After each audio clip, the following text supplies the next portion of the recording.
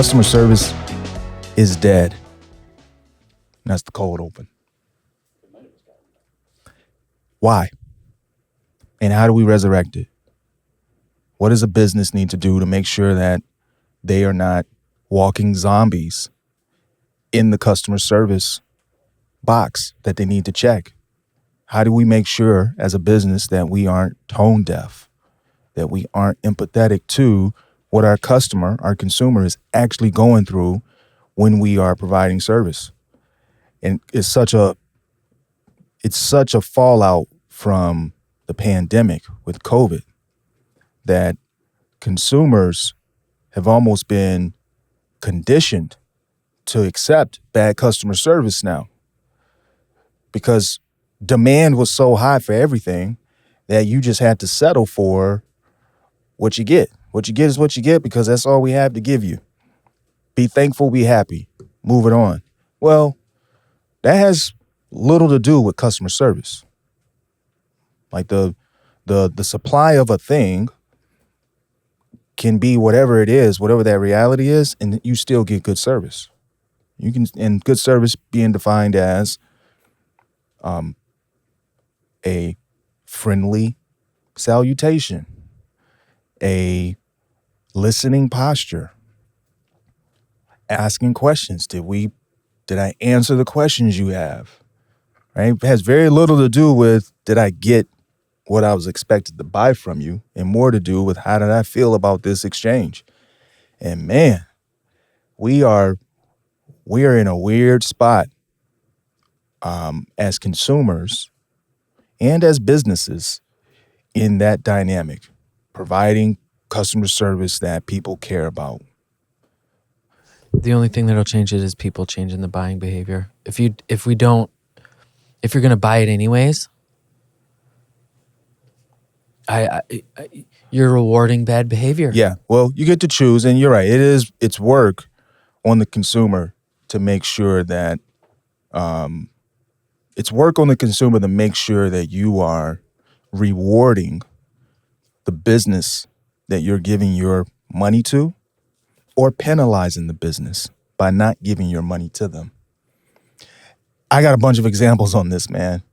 And I think the relativity between how we shop as day-to-day consumers and that of a business interacting with its client, a business fulfilling the work in an engagement is super parallel, super close. Let me give you two or three examples. I got an 11-year-old daughter, right? She is one of my bright stars. Her light keeps getting brighter. Her birthday's a week ago. I'm getting some balloons. And I go to a store. It's not a balloon store, but they have balloons. I go to the store to get some balloons because I know they got cheap balloons and I can get a gang of them, right? And I walk in. There's only one store clerk in the store. She's got the whole store to herself. And there's quite a few people in here. And this lady is trying to get them in, get them out as fast as she can. Well, to get the balloons, there's a helium tank. You got to choose what balloons you want. She's got to blow them up. She's got to put the string on it, right? It's a process. And I'm fretting that, man, this lady's going to be pissed because I'm about to ask for a dozen balloons. Come blow these balloons up for me real quick. And she's going to be upset. Complete opposite. This lady was so helpful. Which balloons do you want, baby? Right? And I'm selecting the balloons. A couple of them they didn't have. She's like, hey, I don't have this, but here's one that's close to it. You want to do this one? I'm like, yeah. Meanwhile, there's 3 or 4 people behind me in this line that have to wait. And this lady completely blocked those folks out to make sure that I was good. Put the string on it. She's like, hey, it's windy outside. So you can't hold these balloons by the string. You need to hold them by the neck. Because if you walk out of here, they're going to fly away. I'm like, man, thank you. And this is like at 8:30 at night too, by the way. She's closing in 30 minutes. Such a great experience. The customer service that I got from her, I'm going to go back to that store to find something to buy so that I hopefully run across her. That's how big of an impact it was. Parallel that with my restaurant experience that I had. I won't name the restaurant, but I got my kids with me, and the customer service was so bad I walked out. Didn't even get a chance to order. Kids are bummed. I go to the same restaurant, different location, hoping that I get a different experience. I get the same experience. And that's the thing. The only thing that you can do to fight that back is to not get it again. Yes. And very difficult. It I is. think very difficult to do, of like really holding the power of the purse, man. The power of the purse. The dollar is the thing that's going to set you. That's your voting. That's your scorecard, right? Who you give your money to. Yeah, yeah. So the ability for a business to make sure that there is constant attention to the service being provided is an art form. I don't typically get upset about poor customer service. I'm pretty good about it because I'm so set in I'm going to make them pay. I won't say a word to your face, but you're going to pay for it. Yeah. And you're not going to see me again. Yeah. So I feel really, really good about that. So I don't really make a scene. I would never make a scene. There's part of me that sees it as like this huge opportunity. I love it. When we hear horror stories from our clients about other agencies on just complete lack of customer service, I get excited because I just feel like we put so much emphasis on it and we work on it and we learn about it and we practice it that it makes me feel even more confident of our future. You know, like it makes me feel like, oh, we're going to be fine. Mm-hmm. We're going to be totally fine for a very long time because we care. Mm-hmm. That's why. It's because we surround ourselves with people here that actually care about the outcome. So what's the worst that could happen? Those folks at the restaurant, no problem you walking out, man. Yeah. Like no concern. That's what I'm shocked about is the number of I just feel like in the olden days, 2 years ago. Yeah. Well, and I was thinking maybe more like 10 or 15 or maybe 20 years ago. Yeah. Of like that clerk at the store. It wasn't her store, but it was her store. Oh, absolutely. It totally was her store. And that has gotten lost, I think. We went through this thing, I believe, where like corporations have been deemed as these like evil entities, and the people that work for all of those are the ones being not abused, I wouldn't say, but maybe taken advantage of. Fast food. I mean, they're going through this right now in the fast food biz. Didn't they just I think California just upped the minimum wage or the wage for fast food workers. Mm-hmm. Further supporting this, and I know nothing about that, of what they were getting, what they're getting now. Are people going to have to pay $18 for a cheeseburger? Whatever. Like, I don't. It's California. Let them do it, I guess. But is that going to get the outcome? So when we do that, so the buy-in is what I was getting at. So the girl working at the shop, like what was she getting from the organization to make her value customer service or think that it was important versus what wasn't the restaurant giving their employees to not Well, I think there's two components. One, hopefully, corporation is giving expectation. And I was going to caveat that to say it's not just pay. It's not just pay. No, usually it's not pay. Totally. To be clear, I mean, pay is important, but you don't do good work because you get paid well. You get paid well because you do good work. Yep. Right. It's so expectation. There is I think Chick-fil-A is probably a bit of the fast food bit, yeah, in the fast food game. Yeah, in the food industry, probably a bit of a golden child with this example that when's the last time you went to Chick-fil-A and wasn't greeted with a pleasant salutation from somebody working there. I was reading something. They teach everybody to say please and thank you. Oh, yeah. Like that simple little thing. It's an expectation Yep. that has been set. Yep. And then they enforce that expectation. So that's one part of it. Second part, though, is a personal conviction, a personal commitment that, and one of my biggest pet peeves is when I go into a place of business that offers a service, you know, be it a gas station or a drive-through, and the service is not that great, or you can tell that the person doesn't want to be there. I guess I'm old school enough to ask the question in my head, nobody made you come here. Yeah. Right? You don't have to be here. So why not do it the best you can? You're there. At least give it everything you got, right? Don't take it out on me. Uh-huh. Right? I didn't twist your arm to come here. Uh-huh. Go somewhere where you can give it 100% of your effort. And clients expect the same thing. You know, we're a professional service business. Time is our ultimate commodity, right? That's our currency. And there is an unspoken expectation from clients that we know exists that you better enjoy, or at least act like you enjoy, the work you are delivering to your client. There has to be a sense of fulfillment. Because if you're the client or the customer and the person providing the service to you hates what they're doing, how am I supposed to enjoy what I'm getting? And that's a very reciprocal dynamic. Thinking about the shop and restaurant example you gave.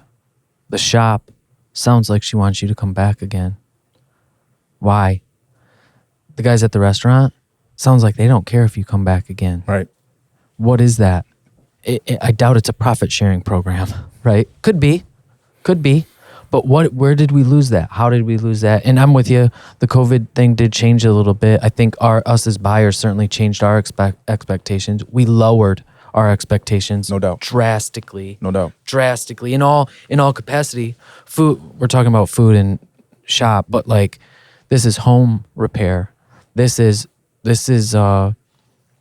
service biz. These are all, in all aspects, I think we've all given each other as buyers, we've given a lot of sellers a pass. Yeah. Or sellers, businesses, a pass to, hey, we can order this for you, but we're not going to get it for 6 weeks. All right, COVID, man. Like, how long did we hear that? Yeah. Yeah, COVID. Like, no matter what sorry, your coffee's not hot. Yeah. COVID. Like, there's only 3 ice cubes in my drink. Yeah, I know. COVID.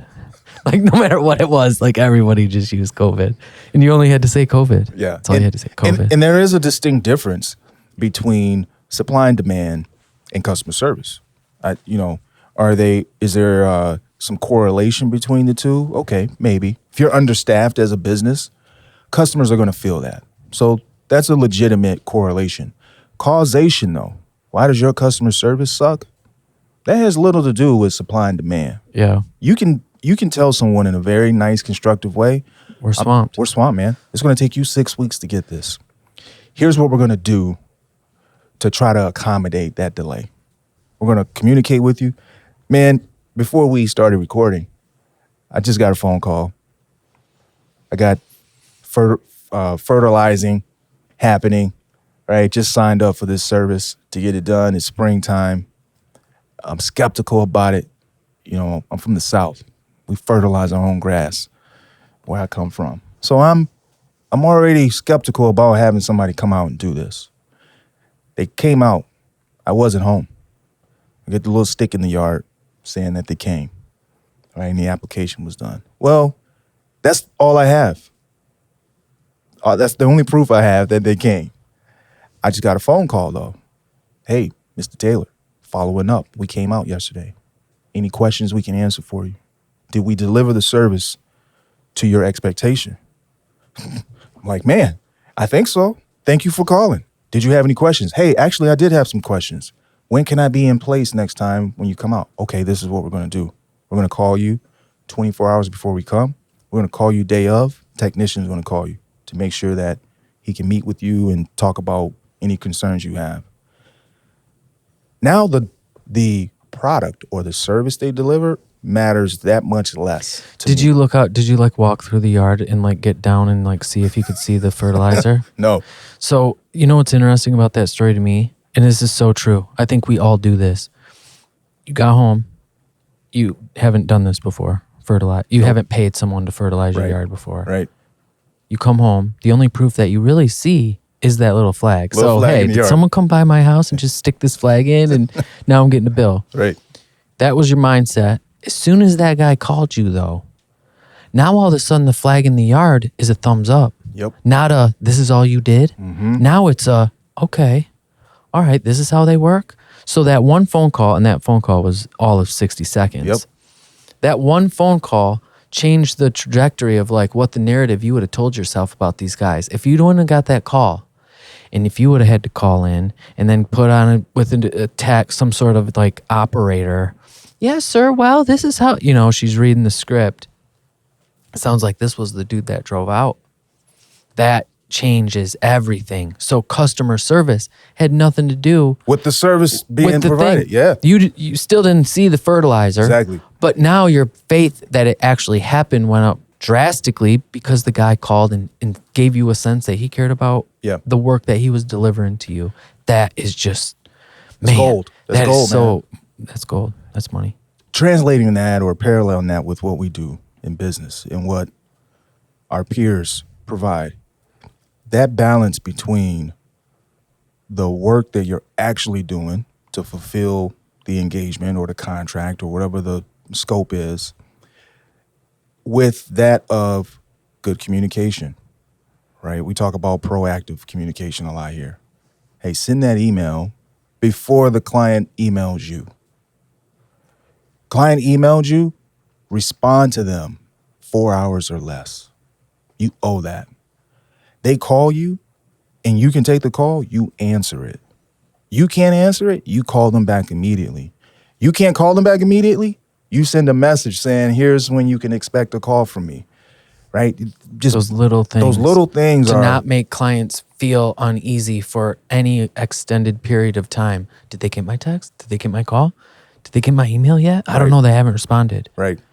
And when you do that, it decreases the uncertainty, right? That old adage of, my favorite adage, when you don't know, you make it up. When you don't know the answer or what the scenario is, you make it up in your head.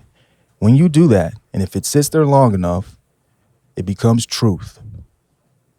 And once it's truth, It's hard to break it's off. hard to Yeah. to Go pivot. back. It's hard to believe something else. And so the power that the business has to curate that customer service, to curate what's happening, is everything. You know, that restaurant could have easily come out and said, hey, we are severely undermanned here. It's going to be at least 15 minutes before we can take your order. Are you good with that? We understand if you're not. And the dude could have made a new friend if he would have offered you a free French fry. You know, like you would have been going there forever. Had my girls with me. They could have said, you know what? You guys want some treats, some desserts? Not for While free. we wait. Yeah, but totally. I would have paid for it, but Yeah. offer a solution. Yeah. Right? And that is part of the customer service. And we are not training. No. We are not training our youth for that. Ooh, careful. We are not training our youth for that. Yeah. Yeah. Not as sellers. Salesmanship? Oh my gosh. You know, Ellie's just getting of age, my oldest, just getting of age of Girl Scout, selling cookies and stuff. Mm-hmm. And we didn't get into it this year. By design, she was the only kid in the whole thing that didn't sell any cookies. Oh, wow. And that made Amy feel bad, right? She felt like an outsider, like, oh man. You didn't bring me any cookies? Well, and here's the thing. This ain't no, and you go down the list, it was the parents just buying cookies from the kids. Oh, okay. I'm not coming here with a bunch of cookies and handing cookies out. Yeah. You want to sell cookies. You're going door to door and you're selling cookies through the neighborhood. Oh man, to be Nick Gizlak's daughter. You are going to get a door in your face. And we were talking about this. Yeah. And this is what she backpedaled on it. And she's young. It's okay. But if you're going to play, you're going to play. You're going to do it right. You're not coming to me and your aunts and your uncles and your grandparents and hitting them up for money to go put your name on the list and say you didn't sell those. Those were referrals, man. They had no one else to go to. You are going to go and you're going to learn these lessons. Yeah. And these guys are not being put in the position, Mike, to be told no, to have a door not slammed, but shut in their face. I see it. I see it all the time. It's life. It crumbles them. And when they hit the age of 30 years old and never had that, it is debilitating. It is debilitating. Yeah. No question about it. It is soul crushing. Yeah. And that's where I think the fear, we talk about this with the DoorDash and the leave it on the doorstep stuff. Like, oh, the Amazon's guy's coming. Let's hide. Hide behind the door, behind the window, wait till he walks back to the car, and then run out there and get the package real quick. You can't open the door and take it from the guy's hand and say, thank you, have a great day. These are the things that I'm trying to do, but that I see, that we lost a little bit. Like there's that caring about the other person piece, I suppose, in some regard. Yeah, and that translates across a lot of different. It's a good areas. Skill to have. Oh man, I mean, it does you good in a lot of. To be a good teammate with your peers at work requires that. It requires being empathetic about what they have going on that day. How can I make it a little bit easier? You can start with empathy. Hey, how's it going? Hey, notice that you're a little edgy. How can I help? Oh, I'm swamped. I got this deadline. Hey, can I take one of those off your plate for you? It's those little things. And clients. Instead of, what's wrong with you? Yeah. What's your problem? Yeah. And our clients, clients are looking for that. They're looking for, they don't know how to ask for it oftentimes. But all of us as consumers are looking for that. I want someone to be empathetic about what I got going on. And that lady at the balloon shop, man, she provided that for me. I'm running out. I'm grabbing these balloons. She made the experience really great. I will be back to get more balloons. Who needs a balloon? Yeah, totally. Right? I'm going to go back. And man, that is the difference. Because did the balloon cost more at her shop than the guy down the street? Were her balloons subpar to maybe cooler balloons? Maybe. I don't care. Because that customer service, same with the fertilizer guy. So, I think we can all step back, certainly in our respective professions, and ask the question, am I delivering the service that I would expect? Does my client value, does my customer care about, appreciate the level of service that we're giving them? And I suppose that's where I feel really confident that that's not going away. I do believe that is still important as a buyer, as someone that is going to go transact and put money down for a product or service. Yeah. I still believe that is a very valuable thing to sustain long-term customers or clients or relationships. Like that's the foundation. And so when I see it, I smirk a little bit and I rub my hands together like, we're gonna be just fine. Yeah. Guys, this is the Laundry Room. Michael Taylor, Nick Gizlak, hanging out with you. Thanks for tuning in.